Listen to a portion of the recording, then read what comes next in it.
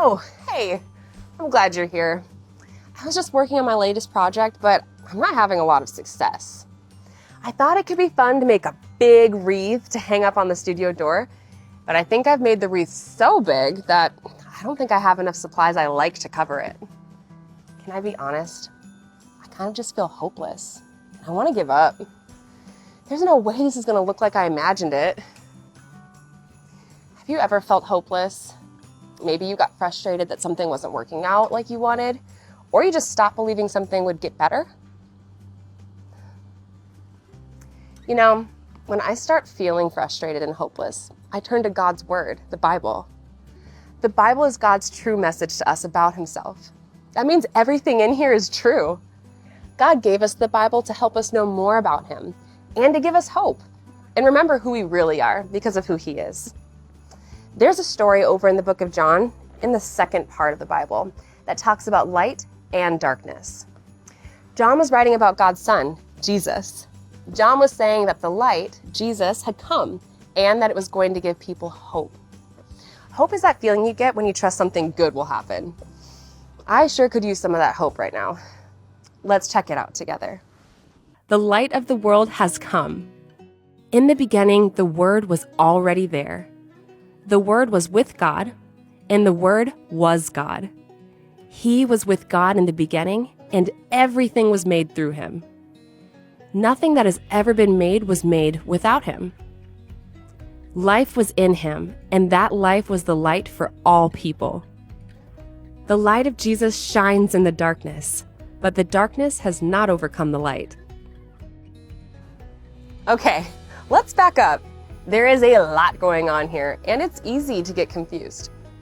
John was using words that meant one thing on the surface, like the Word, and light, and the life, to try to teach us something important about God and Jesus. Let's take a closer look. In the beginning was the Word. That's Jesus. John was saying that Jesus has always been with God, even from the very beginning of creation, because Jesus is God. Jesus came to earth as a baby to give life and hope to all people. John said that in Jesus, there is life, and that life is light for all people. In other words, Jesus came to give light, aka hope.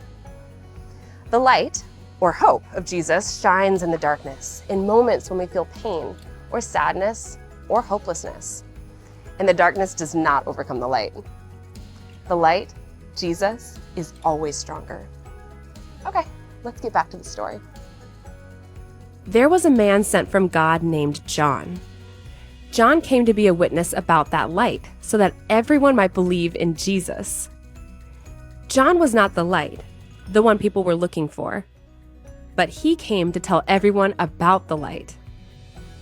Jesus is the true light that gives light to everyone coming into the world. The light, Jesus, was in the world, and the world was made through Him. But the world did not recognize Him. His own people did not receive Him. But to everyone who did receive Him, He gave them the right to be children of God, to those who believe in His name. Jesus, the Word, became flesh, a human being, and made His home among us. We have seen His glory, the glory of the one and only Son from the Father, full of grace and truth. John was sent by God to point people to the light, Jesus. Jesus is the light of the world. That means Jesus is the one who brings hope when we feel hopeless. We can have hope because God is with us. God sent Jesus for us to be our light, our hope, and make a way for us to have life with God, a relationship with Him. Let me read this verse from a few chapters later in the book of John, from John chapter 8, verse 12.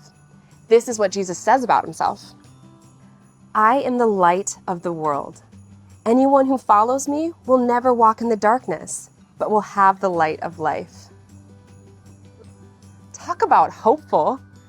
Jesus taught that anyone who believes in Him never has to walk in darkness, because Jesus came to give life forever with God. Because of Jesus, anyone who believes in Him can have a new hope, a new life and a new identity through Jesus. So the next time you feel hopeless, alone, or maybe like you want to give up, remember, Jesus is the light of the world. He is your hope, no matter what else is going on around you. He is with you, and you are never alone. I think that was a reminder I needed not to lose hope on this wreath project. I'm going to give this project another go. Maybe I have extra supplies in the craft closet. I'll see you later.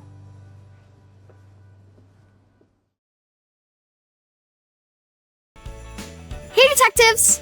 Let's learn this month's theme verse from the Bible. The Bible is God's true message to us about himself. Today we are looking at the book of Matthew in the second part of the Bible, the New Testament. They will name him Emmanuel, God with us. Matthew 1:23b. This Bible verse is talking about Jesus. God's people had been waiting for a long time for Jesus to come. And at Christmas, we celebrate that God sent Jesus to be born at just the right time. Another name for Jesus is Emmanuel, which means God with us. Now everyone, stand up and repeat after me. Are you ready? 3, 2, 1. They will name him Emmanuel. They will name him Emmanuel. God with us. God with us.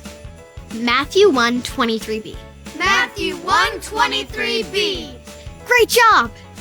When we celebrate Christmas, we can remember that we are never alone because God is with us.